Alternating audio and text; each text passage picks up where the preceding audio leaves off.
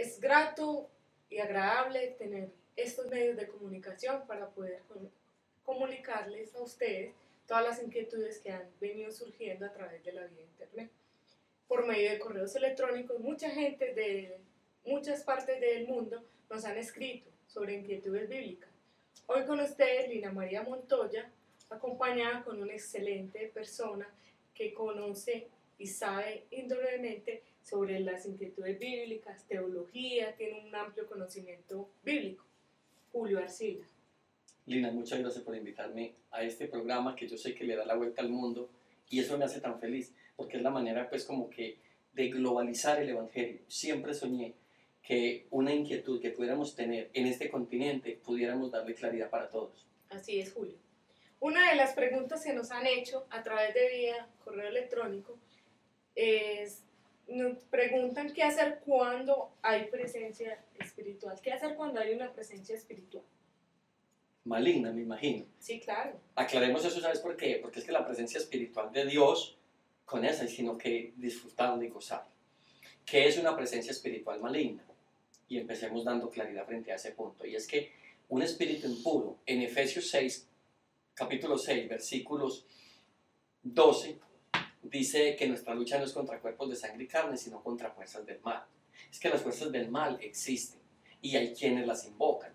Por ejemplo, donde rezan, leen el tabaco, rezan las cartas, todas estas personas que hoy se hacen llamar con un título hasta sugestivo de parapsicólogos, pero que en la realidad lo que son es brujos, ellos hacen esas invocaciones de espíritus impuros.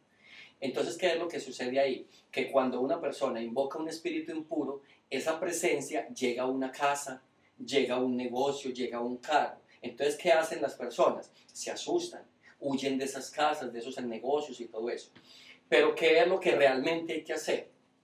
Mira, Marcos capítulo 16, versículo 17 dice, y estas señales seguirán a los que creen, en mi nombre echarán fuera demonios. ¿Qué quiere decir esto? Que Dios, en su infinito amor y su gran misericordia, nos ha dado unas capacidades tan hermosas que nosotros, siendo seres humanos, podamos vencer, Lina, todas esas presencias espirituales malignas. Es decir, nosotros tenemos un poder sobrenatural que nos dio Jesucristo. Note lo que dice el texto, en Marcos capítulo 16, versículo 17. Estas señales seguirán a los que creen. En mi nombre echará fuera demonios.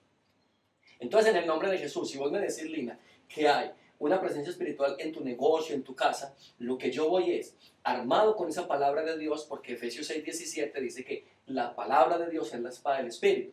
Yo voy con la palabra de Dios, con esa autonomía que Jesucristo me da, y echo fuera de tu lugar, de esa casa, esa presencia espiritual maligna.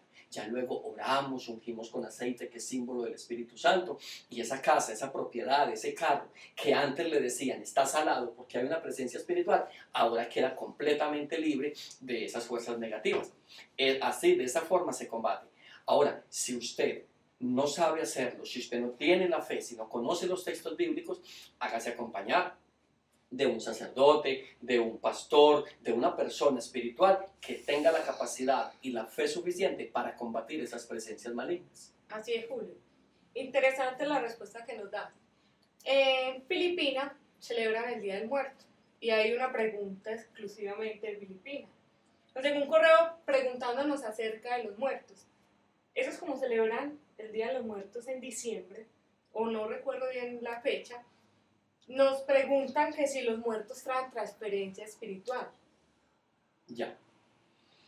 O sea, que se trae una transferencia sí, a nivel espiritual. Correcto.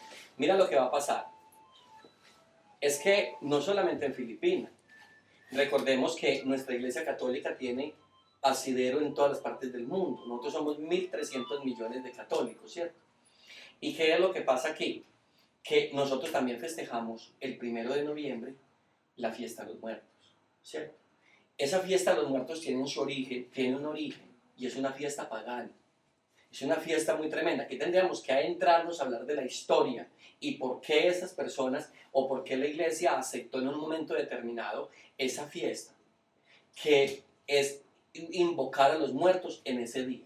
Pero eso sí es nocivo. Te voy a explicar esto.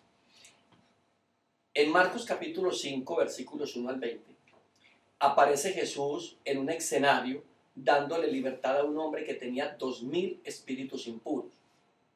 ¿Eso qué quiere decir, amigos? Que cuando Jesús se encontró con él, esos espíritus que habitaban en él le dicen, déjanos ir a ese hato de cerdos.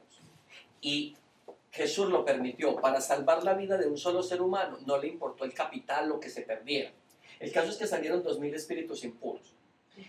Entraron en unos cerdos y ellos se despeñaron, se ahogaron. Te voy a mostrar más o menos cómo funciona. Si esa persona hubiese muerto, esos 2000 espíritus impuros lo que buscan es dónde ellos vivir. Y buscan, sí, entonces el cuerpo de un animal, como en ese caso los cerdos, o el caso de otros seres humanos.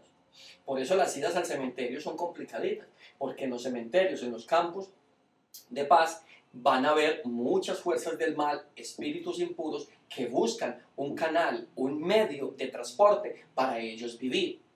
Entonces sí es complicado. Es más, he sabido de varias personas que han dicho de experiencias muy difíciles, por ejemplo, cuando una persona muere, en ese mismo momento, llegar a noveleriar, llegar a mirar el muerto, el que mataron, el que cayó, porque en ese momento se están desprendiendo de ese cuerpo, esas fuerzas del mal, y buscan. Ahora, ¿por qué se nos pegan? Por el pecado. Cuando una persona está en pecado, esa presencia espiritual maligna reclama ese espacio. Claro. No sé si usted sabe qué es miel de abeja, pero si yo me unto miel de abeja, en ese momento aparece una avispa. ¿A quién se le pega? ¿A usted o a mí? A ti que tiene la miel. La miel de abeja es el pecado. Podemos ir junticos a un campo santo a noveleriarlo de un muerto, pero si yo tengo el pecado o el que lo tenga, esa persona es propensa para que así le suceda, para que esa fuerza del mal entre a habitar en su vida. Y luego haya que hacerle una liberación, como lo que dijimos en la pregunta anterior, de una casa, porque en los seres humanos también funciona de esa forma. En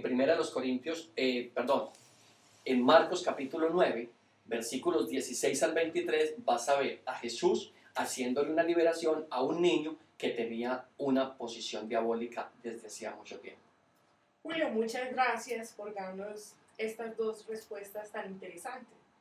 Si alguien tiene más inquietudes, puede escribirle julioarcila34@hotmail.es. julioarcila34@hotmail.es. Muchas gracias.